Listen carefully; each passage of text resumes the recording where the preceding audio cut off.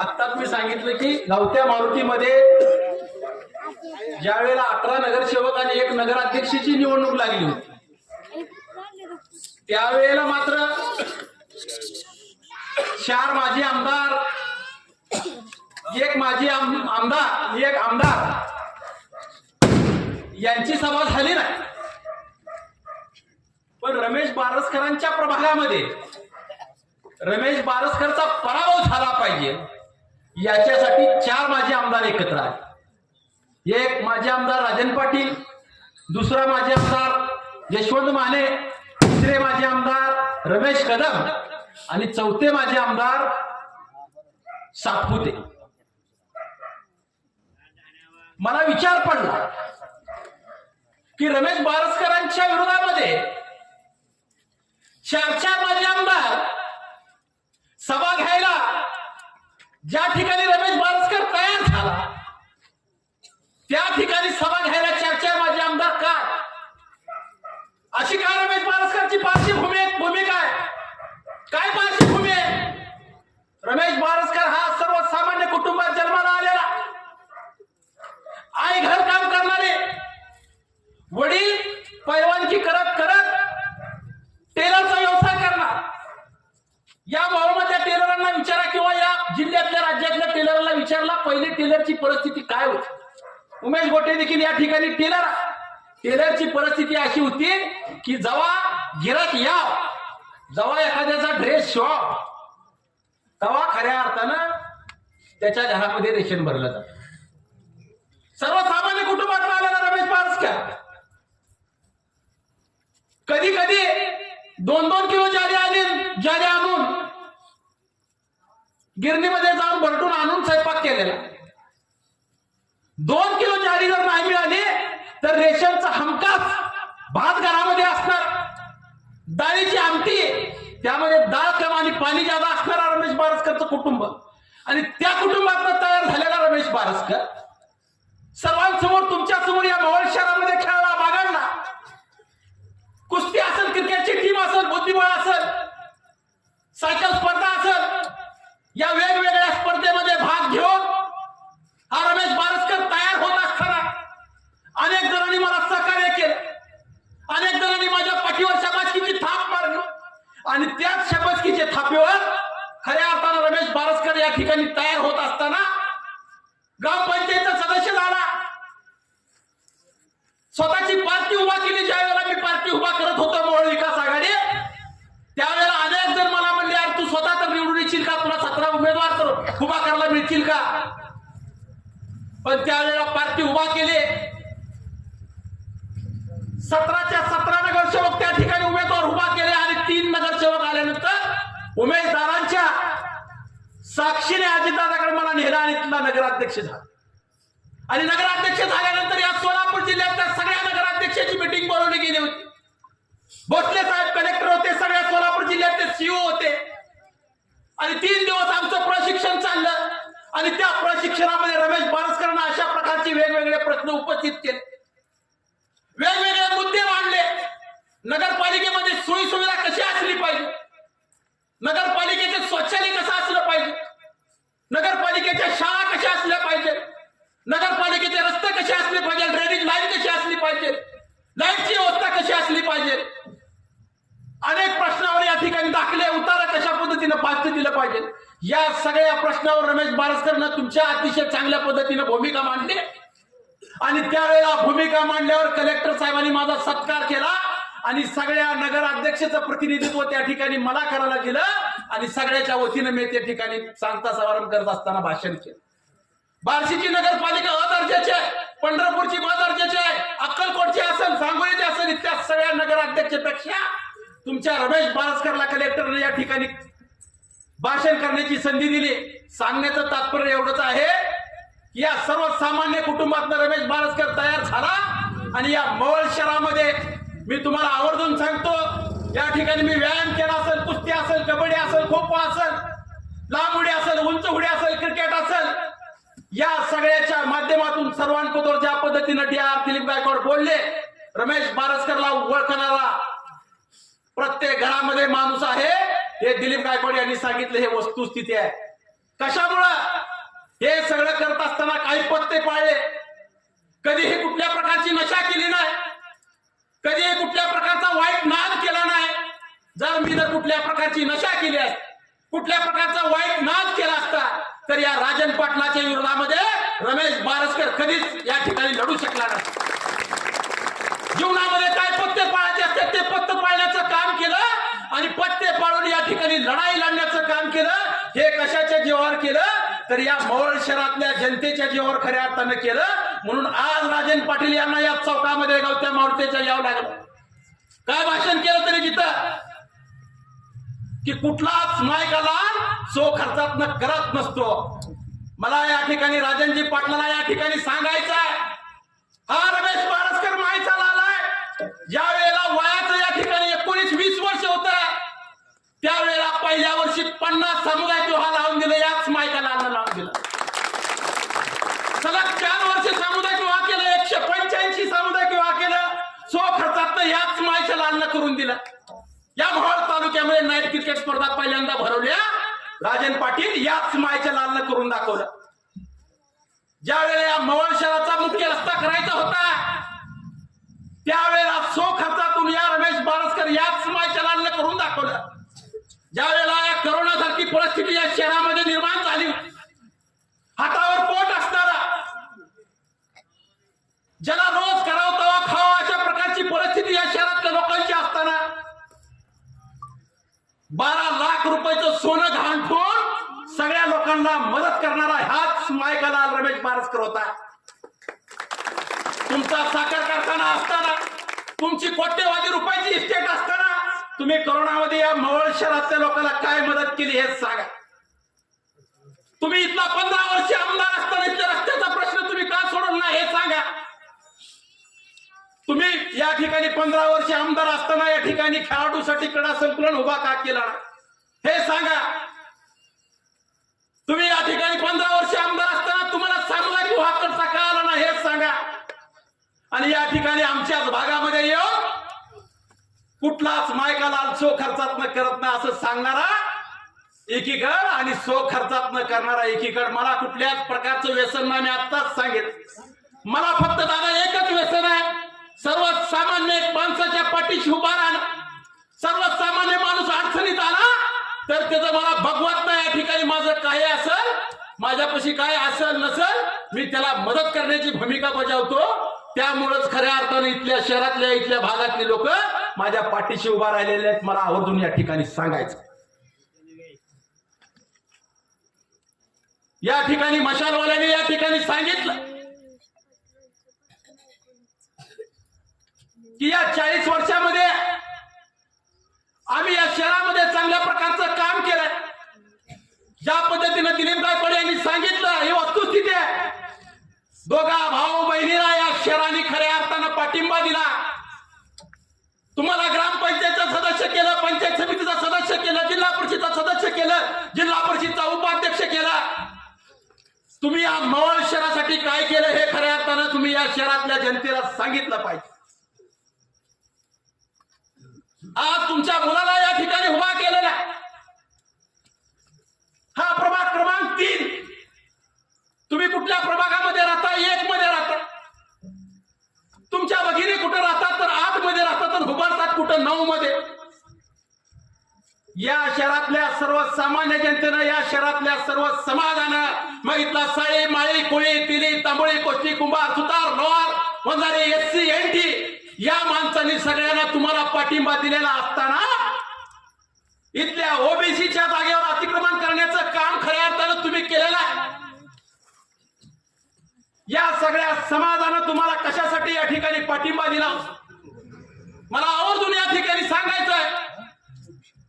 तुम्ही अशा पद्धतीनं फक्त इथल्या चाणक्य असणाऱ्या माणसाचं ऐकलं आणि ते चाणक्य असणारा माणूस दररोज अनगरला जातो, परत तिकडे मेंबरलाही भेटायला जातो, दोघांच्या गाठागेटी करतो आणि या त्याच्या माध्यमातून उमेदवारी या ठिकाणी तुम्ही आणले. पण तुम्ही आणल्यामुळे या ठिकाणी नगराध्यक्षाचा तुमचा उमेदवार या शहरामध्ये तुमच्या नगराध्यक्षाच्या उमेदवाराची कुठल्याही प्रकारची चर्चा नाही. तुमचा नगराध्यक्षाचा उमेदवार 3ऱ्या नंबरला फेकला गेला. मी आवर्जून या ठिकाणी सांगतोय, ज्या वेळेला मतदान झालं त्यावेळेला देखील माझी मुलाखत झाली, त्यावेळेला मी सांगितलं या मोहोळ शहराचा नूतन नगराध्यक्ष सिद्धी वस्त्रे होणार, हे काळ्या दगडावरची पांढरी रेघ आहे, मला आवर्जून सांगायचं. या मोहोळ शहरामध्ये निवडणूक झाल्यापासून मी प्रत्येक प्रभागामध्ये फिरतोय. कुठल्याही पक्षाचा माणूस असला तर तो मला म्हणतो आम्ही सिद्धी वस्त्रेला तुमच्या मतदान केलं.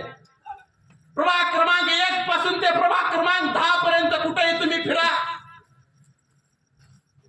तरुण असेल, महिला असेल, वृद्ध असेल, हे सगळे सांगतात आणि सर्व समाजाचे लोक आहेत, कुठल्या एका समाजाचे नाही, हे अशा पद्धतीने सांगतात की आम्ही सिद्धी वस्त्रेला मतदान केलेलं आहे, नगराध्यक्ष तेच होणार आहे. आणि हे आवर्जून या ठिकाणी मी सांगतो तेच होणार आहे या ठिकाणी, म्हणून मशाल 3ऱ्या नंबरला फेकली गेली.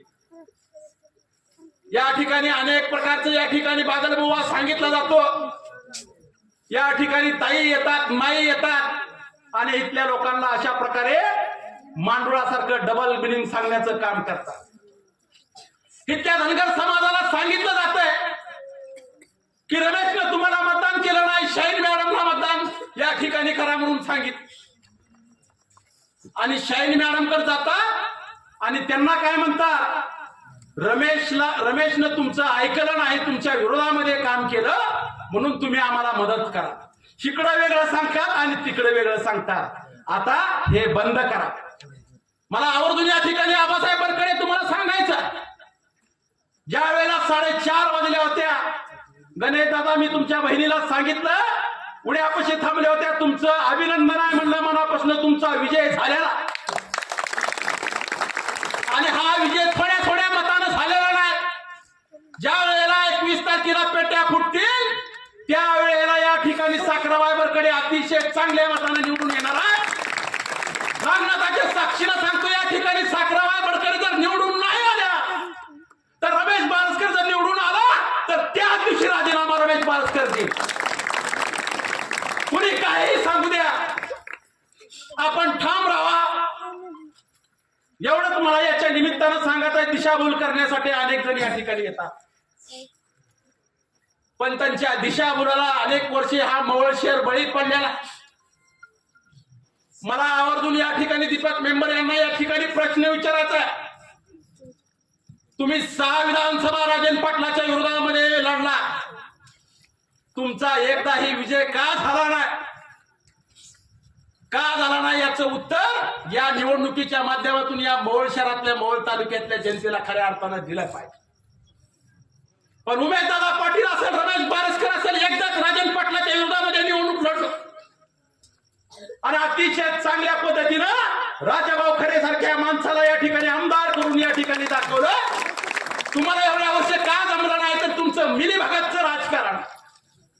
आज देखील मी तुम्हाला या ठिकाणी सांगतो, ज्या वेळेला राजाभाऊ खरे यांची कुर्ला शेवटची सभा होती त्यावेळेला देखील तुम्ही येण्याचं टाळलं होतं.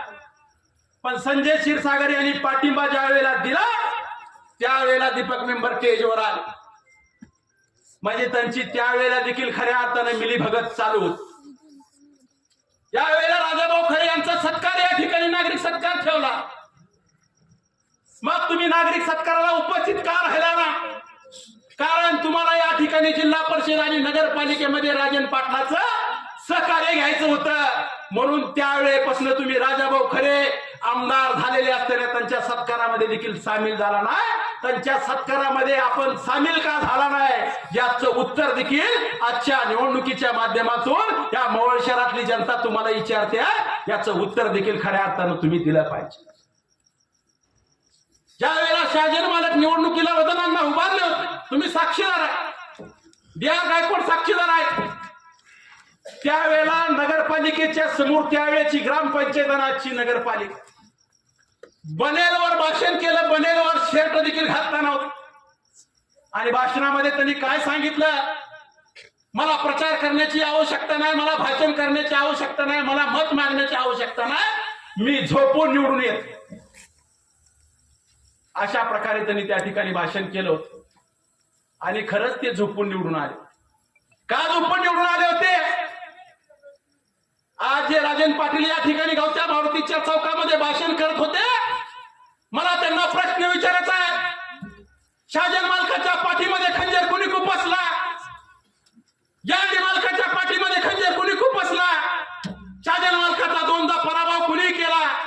ग्रामपंचायतला 9 सदस्य निवडून आले असताना 1 सदस्य कुणी पाठवला?